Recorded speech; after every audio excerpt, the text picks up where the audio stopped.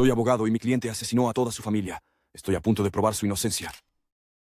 Desde que me convertí en abogado, he visto muchos casos inquietantes a lo largo de mi carrera, pero el de Jacob Cooper supera a todos. Cuando me asignaron su caso como defensor público, pensé que era una broma pesada de mi jefe.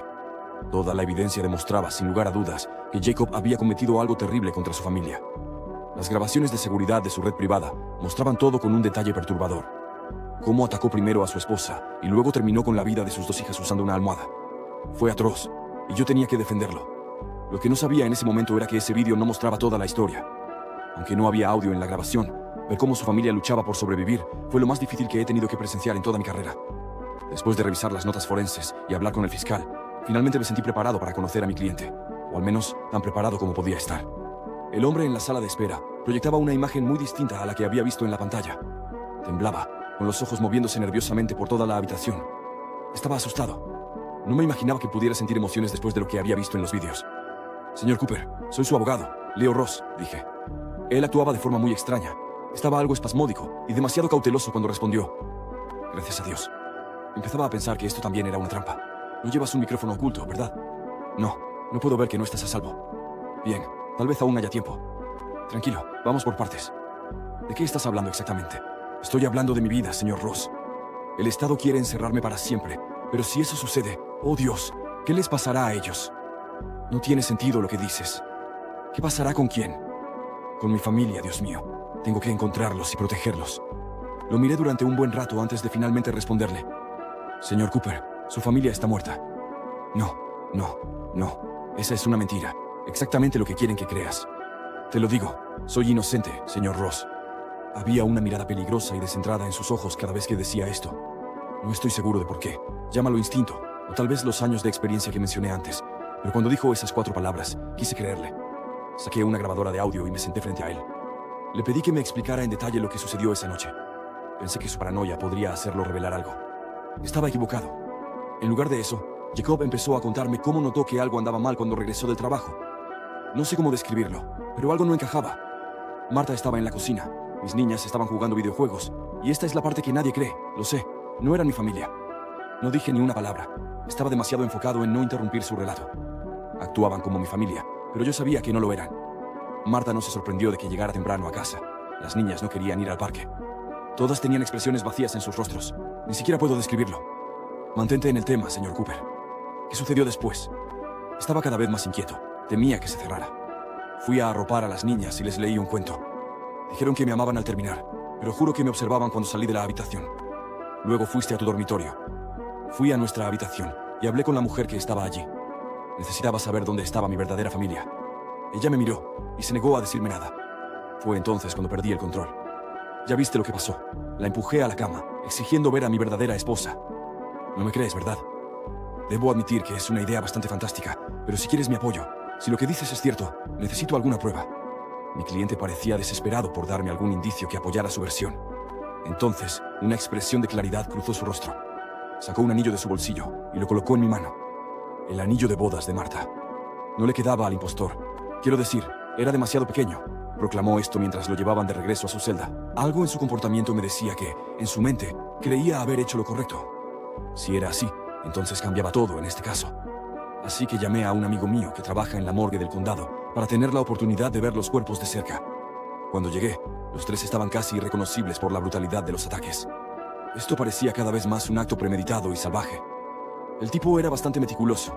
Dañar los cráneos para arruinar la identificación dental fue un movimiento calculado. Y luego lo de los dedos de su esposa. Eso mostraba cuán retorcido podía llegar a ser. Sus dedos. Sí, el agresor cortó la piel cerca de las puntas para evitar que pudieran usarse las huellas dactilares.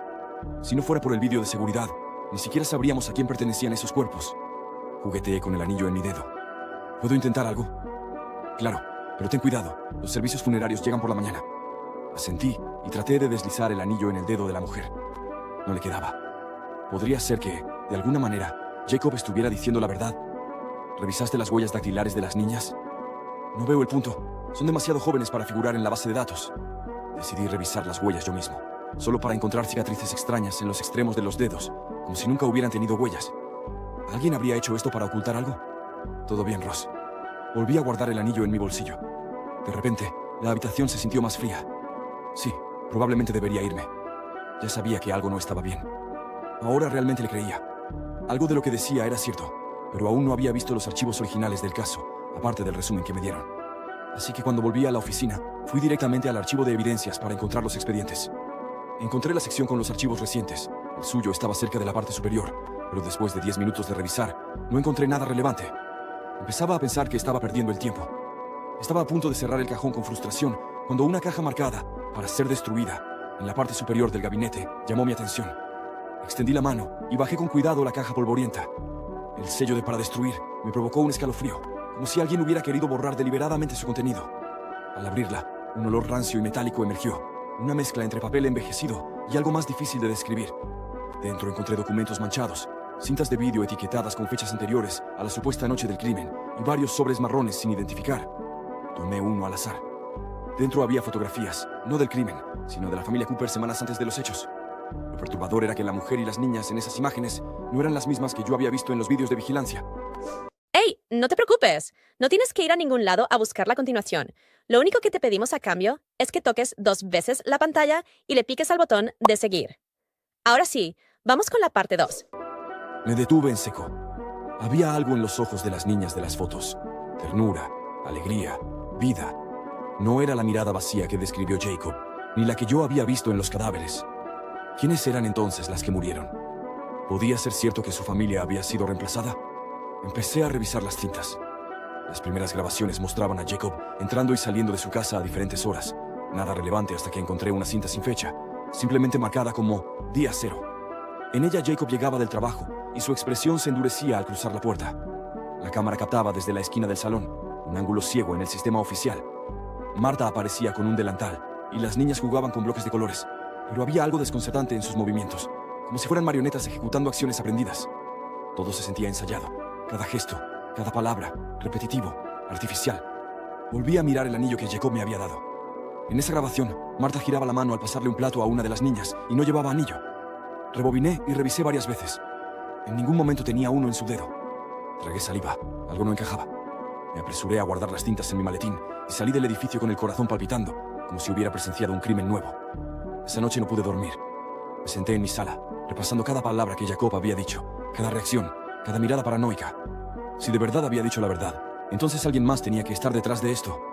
¿Pero quién? ¿Y para qué reemplazar a una familia entera? Una idea me asaltó con fuerza. ¿Y si él no era el único? A la mañana siguiente, regresé a la prisión para hablar con Jacob nuevamente. Esta vez, me dejaron verlo sin restricciones. Su expresión era más calmada, casi resignada, pero al verme, sus ojos se iluminaron con algo que parecía esperanza. Señor Ross, dijo, ya notó, lo vio, ¿verdad? No respondí de inmediato. Solo saqué una fotografía de las que encontré en la caja y la coloqué frente a él. Jacob la tomó con manos temblorosas. Al verla, rompió en llanto. Ellas, susurró entre sollozos. Ellas son mis verdaderas hijas. Lo dejé desahogarse. Luego, con tono bajo, le dije, Jacob, necesito saber todo. No omitas nada. ¿Quiénes crees que eran esas personas en tu casa? ¿Qué ocurrió realmente? Se limpió la cara con las mangas del uniforme naranja. Su voz, aunque entrecortada, fue firme. No eran humanas, o no del todo. Se movían como nosotras, hablaban como nosotras, pero no eran ellas. Había algo detrás de sus ojos, algo que observaba. Me estremecí. ¿Por qué no lo dijiste antes? ¿A quién iba a decirle algo así sin parecer loco? Lo intenté con la policía, se rieron de mí, me sedaron, me dejaron aquí. ¿Y cuándo supiste que ellas no eran reales? Jacob guardó silencio unos segundos. La primera noche que regresé del trabajo, noté que no sabían el nombre de nuestro gato. Siempre lo llamaban el animal, como si no recordaran su nombre real. Y luego, una noche, escuché a Marta hablar por teléfono, pero no en su voz. Era como si otra persona hablara a través de ella. No podía ignorar más lo que decía. El anillo que no le calzaba a la mujer muerta, las cicatrices en los dedos de las niñas, el comportamiento robótico en las tintas. Todo apuntaba a una posibilidad tan absurda como real. Lo miré directamente. Jacob, ¿crees que tu familia fue reemplazada por impostores? Su mirada se volvió de hielo. No lo creo, lo sé. Y alguien allá afuera está viendo cada movimiento que hacemos. Usted ya está en esto, señor Ross. Ahora usted también es parte. Sentí que el estómago se me hacía un nudo. No era solo un caso más. Y definitivamente esto no era simplemente una defensa legal. Era el principio de algo mucho más oscuro. De camino a casa, sentí que cada sombra me seguía. Encendí la radio del auto para despejarme, pero la estática era lo único que salía. Ninguna estación respondía. El aire parecía más denso. como si algo invisible viajara conmigo. Al llegar, revisé el maletín, como si lo que llevaba pudiera haberse desvanecido. Las fotos seguían allí, las cintas también, pero había algo más, un sobre que no recordaba haber tomado de la caja. Estaba sellado con cera roja, y en el reverso, solo una palabra. Lo abrí con una navaja. Dentro había un recorte de periódico de hace 2 décadas. Familia entera desaparece sin dejar rastro. Sospechan tráfico ilegal de identidades. La imagen me heló la sangre. Era la misma casa de Jacob. Los rostros de la familia eran distintos, pero algo en las niñas era inquietantemente familiar. Eran casi idénticas a las de las fotos de Jacob. ¿Era posible que todo esto hubiese ocurrido antes? ¿Un ciclo? Llamé a mi contacto en la morgue. Le pedí que verificara los registros de casos similares. No tardó en llamarme de vuelta. Leo, encontré algo en el condado vecino, hace 10 años, un caso idéntico. Hombre afirma que su esposa y sus hijos fueron reemplazados. Mató a los 3. Se quitó la vida en prisión. Tenía nombre, Jan Palmer. ¿Por qué? Porque el recorte de periódico que encontré en casa lo menciona como el propietario anterior de la misma casa donde vive Jacob. El silencio del otro lado de la línea fue absoluto. ¿Crees que es la casa? Creo que es algo más que la casa. Hay un patrón, algo está ocurriendo ahí dentro. Y si sigo investigando, probablemente me toque a mí también. Estás a punto de escuchar el final, sin rodeos, sin tener que buscar en nuestro perfil. Si te gusta este formato, la mejor forma de apoyarnos es con tu like y siguiéndonos. Aquí tienes el desenlace. Esa noche me costó conciliar el sueño. Tuve pesadillas. Oía pasos fuera de mi ventana. Sombras largas que cruzaban las paredes, aunque las luces estuvieran apagadas. Soñé con los ojos vacíos de las niñas que no eran reales. Al despertar, estaba sudando, y la radio del auto, aún apagada, murmuraba estática desde el garaje. La paranoia de Jacob empezaba a contagiarme. Fui a la oficina esa mañana, decidido a ir hasta el fondo. Entré en contacto con una experta en perfiles psicológicos. Le pedí que evaluara a Jacob desde otro ángulo, no como alguien que había perdido la razón, sino como alguien que tal vez estaba viendo lo que nadie más se atrevía a ver.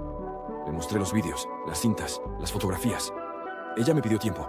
Me fui directo al tribunal. No iba a permitir que lo condenaran sin que toda esta información saliera a la luz. Mientras caminaba por los pasillos, alguien me interceptó. Un hombre con traje oscuro, gafas y rostro inexpresivo. Señor Ross, ¿podemos hablar? ¿Usted quién es? Represento a una organización interesada en el caso Cooper. No se identificó. Solo me entregó una tarjeta en blanco. Usted ha encontrado cosas que no debía ver. Haga desaparecer las cintas. Retírese del caso. Está amenazándome. Le estoy dando una salida. No todos tienen esa suerte. Antes de que pudiera responder, ya se había ido. Revisé la tarjeta. Era completamente blanca, excepto por una marca impresa en tinta casi invisible. Un círculo con 3 líneas cruzadas. Lo guardé. Era la primera prueba tangible de que había alguien más implicado en esto. Fui directo a la oficina de la psicóloga. Cuando llegué, ella me esperaba con el rostro desencajado. Leo, esto no es un caso de locura común. ¿Qué quieres decir?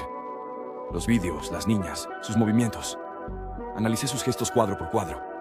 Hay un patrón, como si siguieran una coreografía diseñada para engañar a alguien. Son imitaciones, no humanas. Me senté. La sala giraba un poco.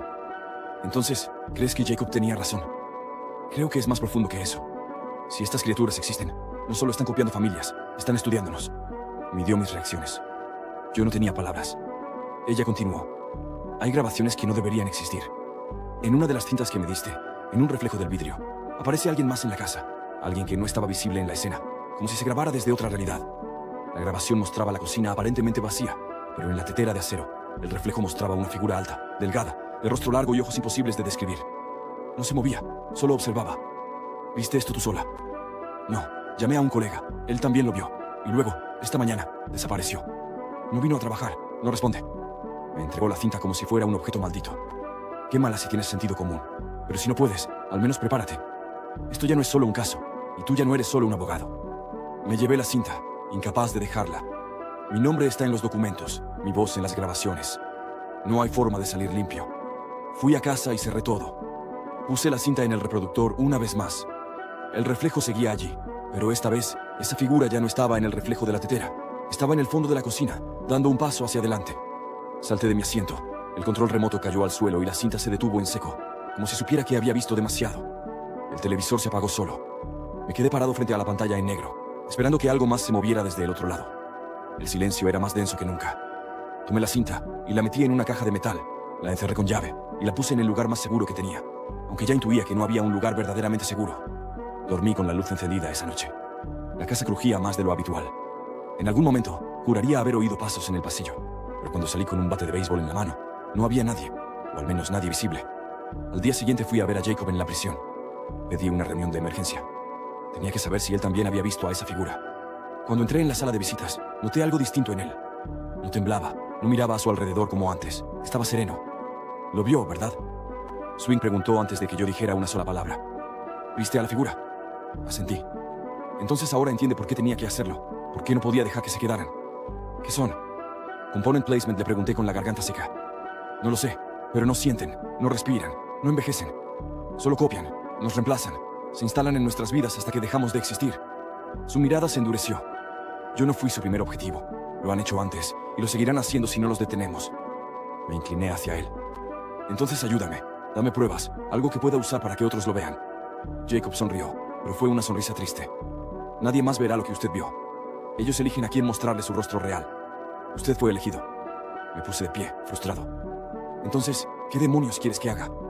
Quiero que cuando llegue el momento, elija bien, que no confíe ni en su reflejo, porque cuando empiecen a copiarlo a usted, será demasiado tarde. Salí del centro penitenciario con una sensación de urgencia apretándome el pecho. No sabía qué debía hacer a continuación, pero sabía que no podía dejar esto así. Volví a la oficina y encontré un sobre en mi escritorio, sin remitente, solo una palabra escrita en tinta negra. Confirmado. Dentro, un pendrive. Lo conecté a mi computadora, esperando cualquier cosa. El archivo tenía fecha del día anterior y mostraba imágenes de seguridad de una escuela primaria. En un pasillo vacío, una niña pequeña caminaba sola. Se detenía frente a una cámara y sonreía, pero su rostro no se movía, solo sus ojos. Luego, detrás de ella, apareció otra figura, igual a ella. Vestido, peinado, incluso el mismo lazo en el cabello. La segunda niña se le acercó por detrás, la tomó de la mano y ambas caminaron hacia la salida. El vídeo se cortaba allí. Revisé la metadata. La grabación venía del distrito escolar donde, según Jacob, sus hijas estudiaban. Estaban reapareciendo, o más bien, algo que lucía como ellas. Busqué a la psicóloga para mostrarle el vídeo. Cuando llegué a su oficina, estaba cerrada. Golpeé varias veces, nadie respondió. Al bajar al lobby, el portero me dijo que ella se había ido la noche anterior y no había vuelto. Su auto seguía en el estacionamiento.